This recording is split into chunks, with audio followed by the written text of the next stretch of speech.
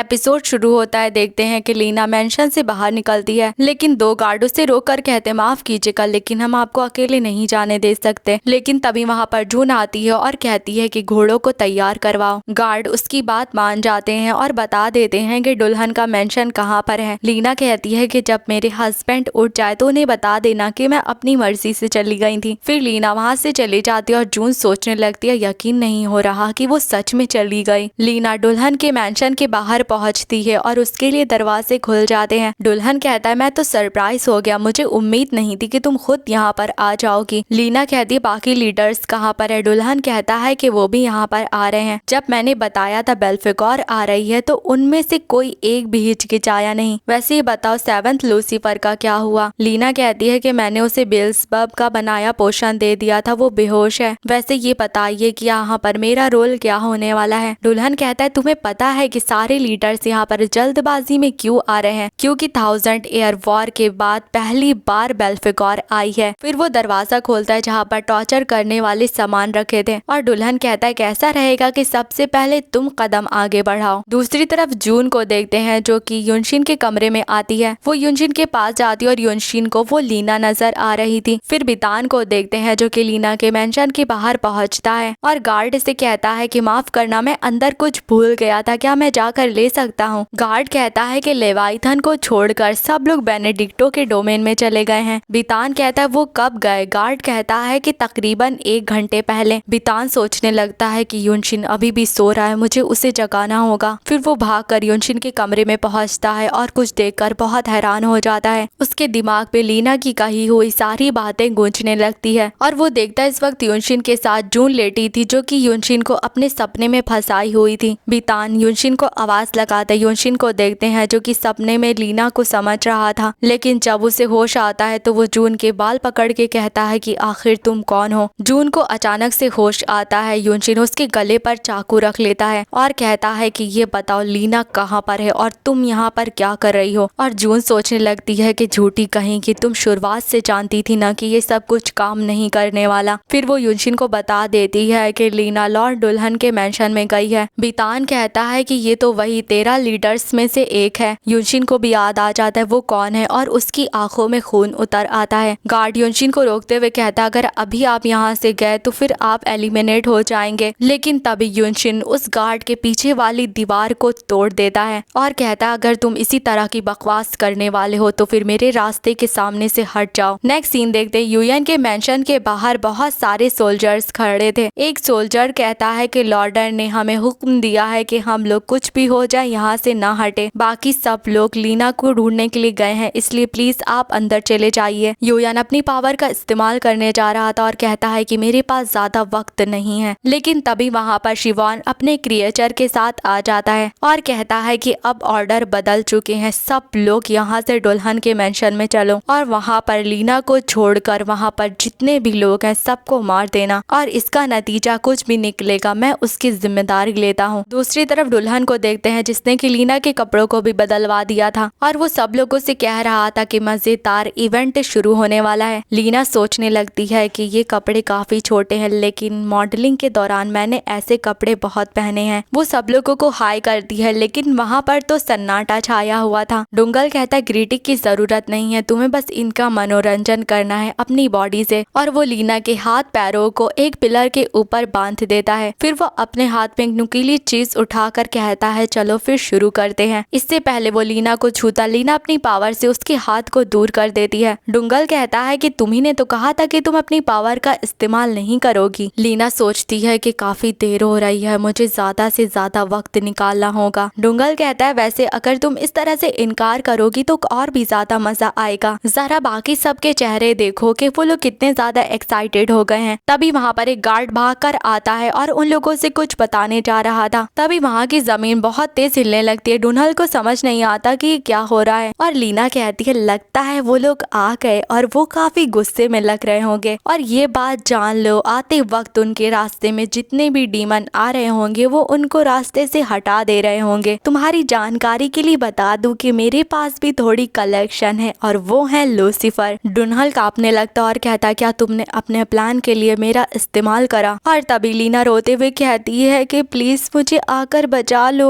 यूनशिन बहुत ज्यादा गुस्से में लग रहा था और कहता है कि इसने तुम्हारे साथ क्या करा। खैर इस बात से कोई फर्क नहीं पड़ता, यहाँ पर जो भी है वो आज खत्म होने वाला है। तभी वहाँ पर एक बहुत बड़ा ब्लास्ट होता है। यूनशिन लीना की हथकड़ियों को भी खोल देता है। यूनशिन जाकर उसे अपनी जैकेट उड़ा देता है और अपने मन में कहता है अब वक्त आ गया है कि मैं इन लोगों को दिखाऊं कि मेरी चीज छूने का क्या नतीजा होता है। तभी ओजेन कहता है कि तुम लोग मुझे कुछ नहीं कर सकते, मेरे पास फाइनल वोट है। यूयन कहता है कि लगता है पेरियन ने तुम्हें नया रूल नहीं बताया, जब तक कि फाइनल वोट नहीं हो जाता सब लोगों को अपने डोमेन में रहना होगा। अगर कोई बाहर निकला तो वो डिस्क्वालीफाई हो जाएगा। इसका मतलब अब वोट से कोई भी फर्क नहीं पड़ता है। फिर वो उस पर अपनी पावर इस्तेमाल करता है, उसकी एज इतनी पीछे ले जाता है कि वो गायब हो जाता है। शिवॉन कहता है कि ऐसी चीजें मुझे संभालने दिया करो। यूयन कहता है नहीं, उसने मेरी मॉम के साथ ऐसा करा तो फिर सजा भी मैं ही उसे दूंगा। दूसरी तरफ डुनहल अपनी जान बचाकर वहाँ से भागने लगता है, लेकिन वहाँ पर तो जॉनवार और मोयुन खड़े थे जो कि बहुत ज्यादा गुस्से में लग रहे थे। फिर उसे अंदाजा हो जाता है कि वो बचकर यहाँ से भाग नहीं सकता और लीना को देखते हैं जो ये सब देखकर मुस्कुरा रही थी। तभी वहाँ पर पेरियन भी आ जाता है और कहता है क्या तुम ठीक हो इसाडोरा, मेरा मतलब लीना, आखिर यहाँ क्या चल रहा है? मैंने तुमसे कहा था ना कि सावधान रहना। लीना कहती है कि तुम यहाँ पर क्या कर रहे हो? वैसे यहाँ पर काफी उथल मुथल मची है, क्या तुम अपने परों को समेट सकते हो? पेरियन लीना की तरफ देखकर ऑब्जर्व करने लगता है कि यहाँ पर क्या हुआ था। तभी लीना कहती है क्या तुम मुझसे पूछोगे नहीं कि आखिर यहाँ पर क्या हुआ? पेरियन कहता है कि मुझे इसकी जरूरत नहीं, मैं बता सकता हूँ कि तुम्हें कैसे ट्रीट करा गया है। मैं इस मामले को खुद संभालने वाला था। ये बताओ सारे लीडर्स कहाँ गए? दूसरी तरफ यूनशिन को देखते हैं जो कि डुनहल का दिल बाहर निकाल कर कुचल देता है और पेरियन से कहता है कि मैंने सबको मार दिया, अगर आपको किसी पर इल्जाम लगाना है तो फिर मुझ पर लगाइए। पेरियन लीना की तरफ देखकर कहता है ठीक है, फिर मैं जजमेंट पास करता हूँ। रॉडर, बेनेडिक्टो और सेवेंथ लूसीफर, तुम लोगों को बाहर निकाला जाता है क्योंकि तुम लोगों ने अपने डोमेन को छोड़ दिया था। इसका मतलब हमें हमारा किंग मिल चुका है और जिनको डिस्क्वालीफाई कर दिया गया है वो चाहे तो अपनी इंसानी दुनिया में वापस जा सकते हैं। वैसे अभी गुड बाय बोलने की जरूरत तो नहीं है क्योंकि लीडर्स की जो पोजीशन है वो खाली हो चुकी है। फिर हम कोरोनेशन डे देखते हैं जिस दिन किंग को चुना जाएगा। लीना को देखते जो यूनशिन से कहती है क्या तुम खुश नहीं हो? मैं इंसानी दुनिया में तुम्हारे साथ वापस जाऊंगी। तभी यूनशिन कहता वैसे मैं सोच रहा हूँ कि उस दिन ऑर्गन और यूरा नजर नहीं आए थे। ऐसा लगता है कि तुम्हारा प्लान तो काफी अच्छे से काम करा। क्यों, मैंने सही कहा ना? लीना कहती मुझे नहीं पता तुम किस बारे में बात कर रहे हो, चलो यूरा के पास चलते हैं। फिर वो लोग यूरा के पास आते हैं। यूरा लीना को गले लगा लेती है। फिर लीना ऑर्गन से कहती है ऐसा लगता है कि मैं तुम्हारी सासू माँ बनने वाली हूँ। फिर कोरोनेशन शुरू होता है और पेरियन ऑर्गन और यूरा को किंग और क्वीन बना देता है। पेरियन कहता है कि तुम्हें बधाई हो कि तुम किंग बन गए, वैसे सबसे पहले तुम क्या करना चाहोगे? ऑर्गन कहता है कि मुझे एक चाइल्ड चाहिए और ये सुनकर तो यूनशिन काफी ज्यादा गुस्सा होने लगता है। तभी बहुत तेज हवा चलती है और वहाँ की खिड़कियाँ खुल जाती हैं। यूरा और ऑर्गन बाहर आते हैं तो वहाँ पर उनकी प्रजा उनका इंतजार कर रही थी जो अपने नए किंग और क्वीन को देखकर काफी ज्यादा खुश हो जाते हैं। फिर हमें पता चलता है कि आखिर जून का क्या हुआ। वो जेल में थी और यूरा उसको खुद संभाल रही थी। फिर यूयन को देखते हैं जो कि पेरियन से मिलने के लिए आया था। पेरियन कहता है ऑर्गन किंग बन गया, लगता है इस बात से रॉटर थोड़ा खुश नहीं है। यूयन कहता है ऐसा क्यों, क्या वो सच में बहुत नाराज हैं? पेरियन कहता है कि तुम मुझसे पूछ रहे हो, इसका मतलब रॉटर तुमसे मिलने नहीं आया। यूयन कहता है मैं उनसे खुद जाकर बात करूंगा। पेरियन कहता है कि तुम एकदम लीसेंट की तरह बात कर रहे हो। और पता है सबसे हैरानी की बात क्या है? सब कुछ रॉडर के प्लान के हिसाब से नहीं हुआ, लेकिन फिर भी उसने खुद को रोक रखा है। तुम्हें पता है कि मैंने नए किंग को बनाने में इतना ज्यादा जोर क्यों दिया? क्योंकि इस मामलों में रॉडर काफी ज्यादा कच्चा है। सारे लूसीफर में सबसे ज्यादा लापरवाह वही है। लीसेंट के जाने के बाद उसके अंदर जो भी थोड़ी जिम्मेदारी थी वो भी चली गई थी। लेकिन जब किंग को चुना जा रहा था तब मैंने रॉडर की ऐसी साइड देखी जो मैंने पहले कभी नहीं देखी, और इस सब के लिए तुम्हारा शुक्रिया। मुझे लगता है ये ज्यादा बेहतर होता अगर तुम हेल में रुकते, क्योंकि अगर तुम इंसानी दुनिया में रुके और तुम्हें इंसान से प्यार हो गया तो फिर तुम गायब हो सकते हो। यूयन कहता है कि फिक्र मत करिए, मैं लीसेंट की तरह गायब नहीं होगा। मैं जानता हूँ कि ये मेरी ही गलती है जिस वजह से वो मुझसे इतना ज्यादा ऑब्सेस्ड है, लेकिन आप फिक्र मत करिए, मैं इन सारी चीजों की जिम्मेदारी लेता हूँ। पेरियन कहता है मैं एक बात बताना भूल गया, मैं तुम्हारी भी उतनी ही परवाह करता हूँ जितनी मैं बाकी लूसीफर्स की करता हूँ। अगर तुम इंसानी दुनिया में रहोगे तो तुम्हारा जो लेवेलोस उस वजह से तुम्हारे लिए चीजें मुश्किल हो जाएंगी, इसीलिए अब ये सीधा तुम्हारे दिल से आएगा। मुझे नहीं पता कि कभी कोई ऐसा इंसान आएगा जो कि सच में तुम्हारा दिल छू लेगा, लेकिन मैं इस बात की उम्मीद करता हूँ कि ऐसा इंसान ना आए। युयान जाने लगता है। पेरियन कहता है वैसे मुझसे अक्सर मिलने आते रहना। युयान कहता है कि ठीक है, मैं जरूर आऊंगा ग्रैंडफादर। फिर नेक्स्ट सीन देखते हैं। योनशिन पेरियन से मिलने के लिए आता है। पेरियन कहता है माई चाइल्ड, क्या तुम जा रहे हो? योनशिन कहता है हाँ, मुझे यहाँ पर कोई काम नहीं है। पेरियन कहता है कि तुम भी मुझे फादर कहकर क्यों नहीं पुकारते? ये सुनकर योनशिन शॉक हो जाता है। पेरियन कहता है बेनेडिक्टो ने भी मुझे ग्रैंडफादर कहकर पुकारा था। योनशिन कहता है लेकिन आखिर मैं ऐसा क्यों करूंगा? पेरियन कहता है क्या ये बात हमें फैमिली नहीं बनाती? ऐसे मैं अक्सर तुम लोगों से मिलता रहूंगा। योनशिन कहता है वैसे मैं यूरा की वजह से कभी कभी हेल आता रहूंगा और उसकी वेडिंग भी तो करनी है। पेरियन कहता है क्या कहा वेडिंग? ये क्या होता है? योनशिन कहता है इससे दो लोगों का रिश्ता हमेशा के लिए आपस में जुड़ जाता है। पेरियन कहता है तो फिर तुम लोग वेडिंग हेल में क्यों नहीं रख लेते? मुझे बताओ कि बस क्या करना होगा। नेक्स्ट सीन देखते हैं। यूरा और ऑर्गन की शादी की तैयारियां शुरू हो जाती हैं। वहाँ पर बाकी सब आकर कहते हैं योनशिन क्या ये सब कुछ तुमने बनाया है? मोयुन कहता है ऐसा लगता है योनशिन नहीं चाहता कि बाद में उसे कोई भी पछतावा हो। फिर दोनों कहने लगते हैं कि ऑर्गन के लिए यूरा बहुत अच्छी है, हम लोगों ने कितने प्यार से उसे पाला है। तभी जुहान कहता है ऑल राइट, बातें खत्म हो गई, चलो तैयारियां शुरू करते हैं। वो लोग ऐसे बहस कर रहे थे। तभी युयान कहता है जब वेडिंग खत्म हो जाएगी तो मैं ह्यूमन वर्ल्ड में चला जाऊंगा। और आपके बारे में क्या आप हमारे साथ आ रहे हैं? शिवॉन कहता है तुम हमेशा ऐसी बात करके मुझे परेशानी में डाल देते हो। तुम्हें ऐसी बात कहने की जरूरत नहीं, मुझे पता है कि मैं ही हूँ जो कि तुमसे चिपका रहता हूँ। तभी युयान उसे घूरने लगता है। शिवॉन कहता है कि इस तरह से क्यों देख रहे हो? युयान कहता है आपने अभी तक वो बुक नहीं पढ़ी ना जो मैंने आपको दी थी? मैंने पहले ही आपको बता दिया मैं कहाँ जा रहा हूँ, इसलिए जब चाहे आप आ सकते हैं। जब युयान वहाँ से जाने लगता है तो शिवॉन को उसके अंदर लीसेंट की परछाई नजर आती है और वो युयान से कहता है अगर मैं वहाँ पर आऊंगा तो क्या तुम मुझे वहाँ पर मिलोगे? युयान कहता है कि मैंने आपको बताया ना कि जो मेरे लिए खास है मैं उसको छोड़कर गायब नहीं होऊंगा और उन खास लोगों में आप भी शामिल होते हैं। ये सुनकर शिवॉन काफी चौंक जाता है। युयान कहता है कि अगर आप वो बुक पढ़ेंगे जो मैंने आपको दी है तो शायद से ये सब सोचना आप बंद कर दें। शिवॉन कहता है मैं उसे पढ़ने के बारे में सोचूंगा अगर तुम मुझे डैड कहकर पुकारोगे तो। फिर पेरियन को देखते हैं जो वेडिंग हॉल में बैठा था, उसके लिए ये सब कुछ काफी नया था। यूरा को देखते हैं जो कि वेडिंग ड्रेस में बहुत खूबसूरत लग रही थी। सबसे पहले उसे छोड़ने के लिए युयान आता है। फिर वो लोग जा रहे थे और यूरा कहती है कि मैं तुमसे कब से ये बात बोलना चाहती थी। जब मैं मॉम के पेट में थी तो मुझे बचाने के लिए शुक्रिया, तुम्हारी वजह से आज मैं यहाँ पर हूँ। युयान कहता है कि इसके लिए तो मुझे शुक्रिया बोलना चाहिए वरना मैं काफी ज्यादा अकेला हो जाता। यूरा हमेशा से तुम्हें अटेंशन चाहिए थी तो अब से तुम्हारा ख्याल कोई और रखेगा। फिर उसे छोड़ने के लिए मोयुन आता है जो कहता है कि अभी भी वक्त नहीं हुआ है, चलो भाग चलते हैं। फिर जॉन वॉन आता है। यूरा कहती है आप कैंडी खाते वक्त भी रो रहे हैं। फिर जुहान आता है। यूरा कहती है सब रो रहे हैं, आप क्यों नहीं रो रहे? जुहान कहता है कि तुम्हारी माँ ने मुझे काफी मजबूत बना दिया है। फिर वहाँ पर जे आता है। यूरा कहती है बचपन से आपने मेरा और युयान का बहुत ख्याल रखा है, आपकी वजह से कभी भी हमें डैड की कमी महसूस नहीं हुई। जे कहता है कि तुम्हारा शुक्रिया, ये सुनकर मुझे बहुत खुशी हुई। फिर वहाँ पर बितान आता और कहता है कि तुम भी बहुत खूबसूरत लग रही हो जैसे कि तुम्हारी माँ शादी पर लग रही थी। और अब बारी आती है लीना की। दोनों लोग जाने लगते हैं और लीना कहती है तुम्हें पता है तुम भी अपने डैड की तरह काफी जिद्दी हो और हालांकि तुम्हारे डैड को सब पता था फिर भी उन्होंने थ्रोन से गिव अप कर दिया। शायद उसी वक्त उसने तुम्हें शादी की इजाजत दे दी थी। वो हमेशा ऐसा करता दिखाता तो है, फर्क नहीं पड़ता लेकिन सब लोगों से प्यार करता है। मुझे उम्मीद है कि तुम अपने डैड को समझोगी। यूरा कहती है कि मैं अपनी पूरी कोशिश करूंगी। अब बारी आती है योनशिन की। वो यूरा को देखकर कहता है मुझे तो लग रहा था कि तुम आओगी ही नहीं। और योनशिन को देखकर यूरा की आंखों में आंसू आ जाते हैं। योनशिन उससे डैड वाले ही सवाल पूछ रहा था, क्या तुम इस शादी से खुश हो? मैं तुम्हें एक वेडिंग गिफ्ट देना चाहता था लेकिन तुम्हारे सामने तो सब फीका लग रहा है। मुझे नहीं पता मेरे अंदर इतने एहसास अचानक से क्यों हो रहे हैं, लेकिन शायद ऐसा इसलिए है क्योंकि तुम मेरी बेटी हो। तुम्हारी शादी हो रही है, इसका मतलब ये नहीं है कि तुम मुझसे दूर हो रही हो। बस इतनी सी बात है कि मैं तुम्हें बहुत मिस करूंगा, इसलिए खुश रहना। फिर यूरा ऑर्गन के पास जाती है और ऑर्गन कहता है मेरे चमकते हुए चांद की आंखों में इतने आंसू क्यों हैं? लेकिन तुम्हें पता है लोग कहते हैं जब बादल नहीं होते हैं तो चांद की खूबसूरती और ज्यादा नजर आती है। यूरा हम अपने बेबी का नाम क्या रखेंगे? मैं उम्मीद उम्मीद करता हूँ कि वो लड़की हो। यूरा कहती है जैसे कि स्प्रिंग में फ्लावर चमकते हैं, हम उसका नाम यूचे रखेंगे। ऑर्गन कहता है कितना खूबसूरत नाम है और मुझे उम्मीद है वो भी तुम्हारी तरह बहुत खूबसूरत होगी। उसके बाद फाइनली दोनों की शादी हो जाती है और ये देखकर पेरियन भी काफी ज्यादा खुश लग रहा था और वो कहता है कि ये एक ऐसा खास पल है जिसे मैं कभी भूल नहीं सकता। फिर नेक्स्ट सीन देखते हैं। फाइनली इतने वक्त बाद सब लोग घर वापस आ जाते हैं। यूरा कहती क्या तुम अंदर नहीं आओगे? वो ये बात यूयन से कह रही थी और यूयन अपने मन में कह रहा था फाइनली हमारी पूरी फैमिली सेफली वापस आ गई। फिर नेक्स्ट सीन में हम एक पेंटिंग म्यूजियम देखते हैं जहाँ पर यूयन आता है और एक पेंटिंग को देखकर कहता है कि आखिरकार मैंने इसे ढूंढ लिया। जब भी मैं इंसानी फीलिंग्स या फिर प्यार को लेकर काफी क्यूरियस होता हूँ तब मैं पेंटिंग्स को देख लेता हूँ जिनके अंदर ये सारे इमोशन होते हैं और मैं फिर सारे इमोशन को इन पेंटिंग के अंदर कैद कर देता हूँ। वो बाहर आता है तभी उसके पास युनशिन का कॉल आता है। युनशिन कहता है क्या तुम्हें जो देखना था तुमने देख लिया? तुम्हारा कोई पीछा तो नहीं कर रहा? यूयन कहता है कि आप फिक्र मत करिए और हाँ आज रात मैं कोरिया वापस आ रहा हूँ। फिर वो वापस आता है और सब लोग उसका बड़े मजे से स्वागत करते हैं। यूयन कॉलेज में पहुंच गया था और इस वक्त वो खुद की बॉडी को छोटा करके बैठा था। मोयुन उसे गिफ्ट में एक कार देता और कहता ये ज्यादा एक्सपेंसिव तो नहीं है, लेकिन तभी जुहान उसे धक्का मारता और यूयन को एक डॉक्यूमेंट ला कर देता है। जुहान ने यूयन को एक घर दे दिया था और मोयुन जुहान को ऐसे देख रहा था जैसे उसे एक बहुत बड़ा धोखा मिला है। जुहान कहता है कि मेरा गिफ्ट ज्यादा एक्सपेंसिव है ना? वो लोग ऐसे ही लड़ाई कर रहे थे तभी यूरा आकर कहती है यहाँ पर क्या बकवास चल रही है? जुहान कहता है यूरा तुम यहाँ क्या कर रही हो? तुम्हें तो हेल में होना चाहिए था। यूरा कहती है मेरे हस्बैंड का काम खत्म नहीं हुआ है इसलिए वो कल मुझे लेने के लिए आ रहा है। डैड भी हेल में उसकी मदद करने के लिए गए हैं, वो भी वापस आ जाएंगे। वैसे यूयन क्या तुम्हें कॉलेज में मजा आएगा? इंसानों के बीच में रहकर आखिर तुम्हें क्या सीखने को मिलता है? तभी यूयन अचानक से बड़ा हो जाता है। यूरा का मूड खराब हो जाता है, उसे तो यूयन छोटा ही अच्छा लग रहा था। फिर नेक्स्ट सीन में यूयन बताता है इन सब की शुरुआत म्यूजियम में एक पेंटिंग देखने के बाद हुई थी। उसके बाद मुझे जब भी मौका मिलता तो फिर मैं पेंटिंग को देखने जाता। मोयुन अंकल ने मेरे लिए बड़े आर्टिस्ट को हायर करने की कोशिश करी थी ताकि वो मुझे प्राइवेट लेसन दे, लेकिन टीचर ने मना कर दिया कि वो स्कूल के बाद प्राइवेट लेसन नहीं देते हैं। इसीलिए मेरे पास कोई और रास्ता नहीं था सिवाय यूनिवर्सिटी जाने के जहाँ पर प्रोफेसर पढ़ाते हैं। फिर वो क्लास में बैठा हुआ था और सारी लड़कियां उसको देखकर बातें कर रही थी कि कितना हैंडसम है। फिर वहाँ पर वही प्रोफेसर आते हैं और क्लास शुरू हो जाती है और यूयन सोचने लगता है कि यही मैं चाहता था और मेरे लिए इतना ही काफी है। फिर एक लड़की को देखते हैं जो कि भागते हुए आ रही थी। क्लास में प्रोफेसर सुमी नाम की लड़की का नाम लेते हैं जिसे सुनकर यूयन काफी हैरान हो जाता है। तभी धड़ाम से दरवाजा खोलकर वही लड़की अंदर आती है और कहती है माफ कर दीजिएगा प्रोफेसर, मुझे देर हो गई, मेरा ही नाम सुमी है। वो जाकर यूयन के बगल में बैठ जाती है और यूयन उसे देखे जा रहा था। तभी सुमी कहती है क्या हुआ, क्या यहाँ पर पहले से कोई बैठा था? यूयन सोचने लगता है कि ये तो तुम ही हो और देखते हैं कि वही हमारी छोटी सुमी थी जो कि अब बड़ी हो चुकी थी, लेकिन यूयन ने उसकी याददाश्त मिटा दी थी इसलिए सुमी उसको पहचान नहीं रही थी। सुमी कहती क्या तुम मुझे जानते हो? यूयन कहता माफ करना, मैंने तुम्हें किसी और को समझ लिया था। क्लास खत्म होने के बाद बाकी लड़कियां सुमी से आकर कहती हैं क्या तुम दोनों दोस्त हो? और तभी यूयन कहता है क्या कहा दोस्त, ऐसा हो सकता है। और वो मन में सोचने लगता है भले ही तुम्हें याद ना हो लेकिन तुम्हारी वजह से मैं जिंदा बच पाया था। मैंने तुमसे कहा था अगली बार अगर हम मिले तो मैं तुम्हारी मदद जरूर करूंगा। फिर वो सुमी से कहता है कि तुम्हें मेरी जरूरत पड़ेगी, चलो दोस्त बन जाते हैं। फिर बताया जाता है इंसानी दुनिया में एक ऐसी जगह है जहाँ पर डीमन एग्जिस्ट करते हैं। इंसानों के अंदर जो डिजायर होते हैं उनसे डीमन अपनी भूख मिटाते हैं। क्या पता वो डीमन आप ही के बीच हो, कोई ऐसा डीमन जो कि बहुत अमीर हो, कोई ऐसा जो कि बच्चों की तरह दिखता हो और उसे कैंडी खाना बहुत पसंद हो, कोई ऐसा जो इतना चार्मिंग हो कि सबको दीवाना बना दे, और कोई ऐसा जिसकी आवाज सुनकर सब लोग मदहोश हो जाए, कोई ऐसा जिसके फेरोमोन्स की वजह से आप उसकी तरफ अट्रैक्ट हो जाए, कोई ऐसा जो अपने दिल के करीब किसी इंसान को जल्दी आने ना दे, कोई ऐसी डीमन जो कि बहुत ज्यादा खूबसूरत हो, और कोई ऐसा जिसकी आंखों में देखकर आप उसके काबू में आ जाए। लेकिन फिर भी वो डेविल्स एक ही बात बताते हैं कि हम आपसे अलग नहीं हैं। उन डेविल के अंदर भी इमोशन होते हैं, उन्हें भी प्यार हो जाता है। कोई ऐसा डेविल होगा जो कि सिर्फ एक ही पर्सन से प्यार करता होगा, वो आसमान की तरफ देखकर बस उसे हर वक्त याद करता रहता होगा, और कोई ऐसा डेविल जिसके बाल लाल होंगे और बहुत खूबसूरत होंगे। भले ही जितना भी वक्त क्यों ना बीतता जाए, वो दो लोग एक दूसरे से हमेशा प्यार करेंगे। फिर नेक्स्ट सीन देखते हैं, ऑर्गन और यूरा एक बच्ची के साथ पार्क आए थे।